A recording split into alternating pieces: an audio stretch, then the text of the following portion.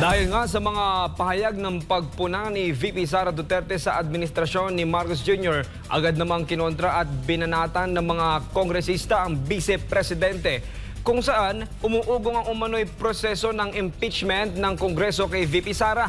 Si Angel Pastor sa report.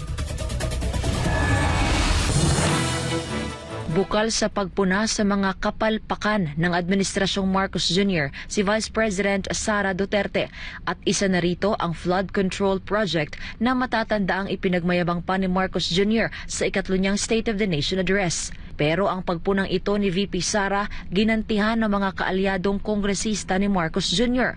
Pinutakti nila ang Vice Presidente ng kabi-kabilang kritisismo dahilan para lumitaw ang balitang nagsimula na ang proseso ng pagpapatalsik kay Duterte. Sinabi ni Attorney Harry Roque hindi malabong pumabor sa pagpapa-impeach kay VP Sara ang mayorya ng Kongreso na hawak ni Speaker Martin Romualdez. Kung mapapansin mo, talagang ang mga kongresista, although pare-parehong pinagsasalita ng kanilang PR, kung sino man yung PR nila, ay panay ang banat ngayon kay VP Sara para sanggain yung mga binatong mga paratang ni VP Sara. Mukhang sisimulan nila ang proseso ng impeachment kay VP Sara bilang ganti dito sa mga binigkas na salita ni VP Sara laban sa gobyerno. No? Double-edged sword yan. Okay?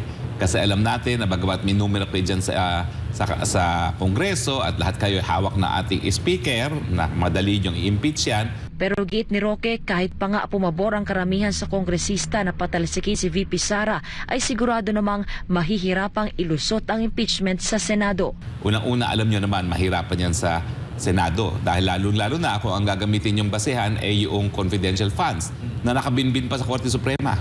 So paano naman aakto ang Senado sa isang legal issue na nandoon na nakabinbin na sa Korte Suprema? Hindi ba dapat antayin muna yung resulta noon dahil yun naman ang katungkulan ng hudikatura? No?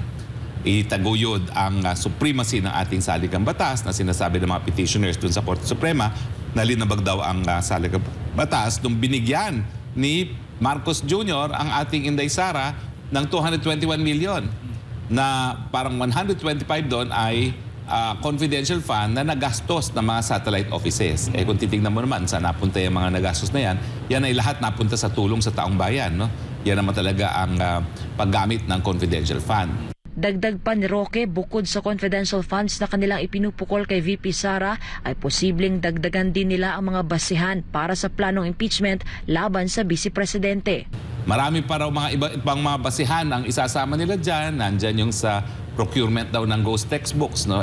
Ang alam ko, napakaingat ni VP Sara pagdating dyan sa procurement sa DepEd. Dahil nga nung siya pumasok, meron ng iskandalo na tungkol sa laptop na kinabilangan pa nga nung chair ng Committee on Appropriations sa si Zaldico, pero wala naman nangyari. No? Magkaroon lang ng ingay, wala naman nangyari.